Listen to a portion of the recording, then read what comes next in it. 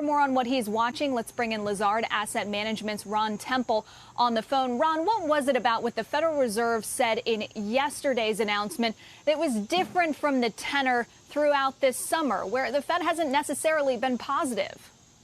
Well, I think actually what the market's looking for is another reason for the next leg up. And if you think about what's been going on the fiscal side, at the end of July, we had pandemic unemployment benefits expire. We had the moratorium on evictions expire. So effectively, where the federal government had been doing an excellent job, it really has fumbled the ball since the end of July. So I think the market was looking for some assurance from the Fed of even more measures that it could deliver in the future, and was a bit disappointed what it got. Well, I think the market's also been disappointed by what it's gotten from Congress and the White House in terms of extending the stimulus. You argue that the programs that work should be re-upped. But what would the market think if what it got in a couple weeks was just an extension of the PPP program for small business and some funding for the post office?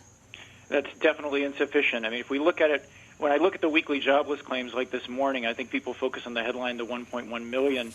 But what I immediately turn to is seeing how many people are relying on unemployment right now, and it's 28 million Americans.